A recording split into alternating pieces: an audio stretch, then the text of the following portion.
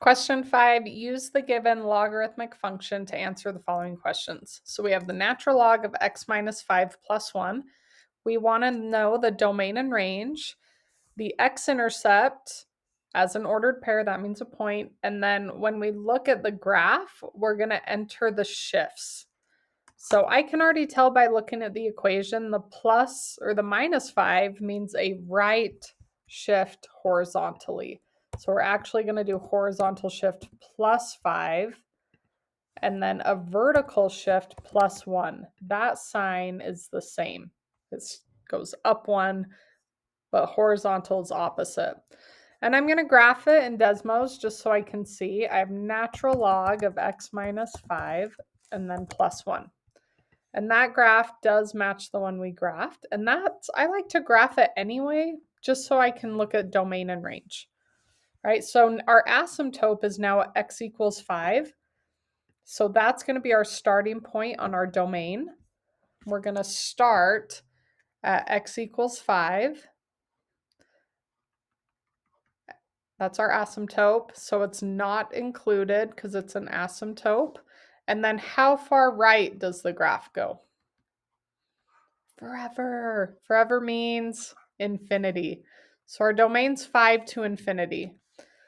All right, what about our y values? What's the lowest y value on our graph? It goes down forever, right? If I followed this line, it'd go down forever and ever and ever and ever and ever to negative infinity. That's the bottom. Remember, domain is left, right? Range is bottom to top. Y values. X, Y. So it looks like the graph's flattening out on a log function, but remember it just slowly increases over time. So it is going up to infinity.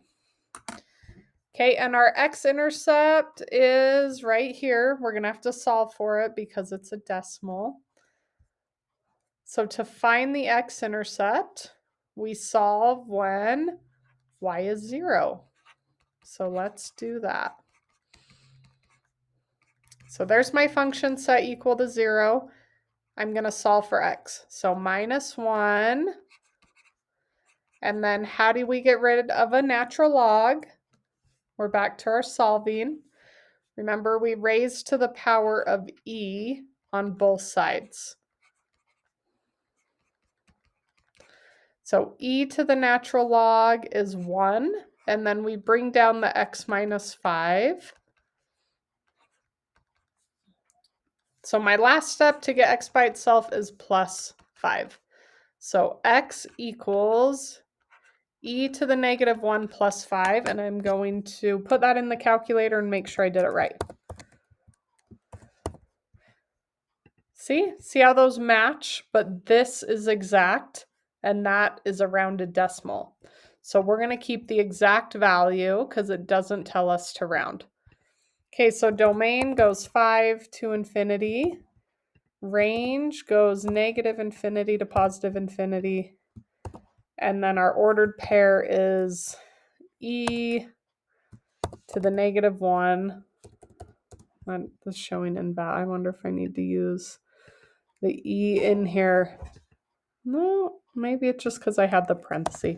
E to the negative 1 plus 5 comma 0. Yeah, that's because I had a parenthesis. And then we already graphed it, and everything's right.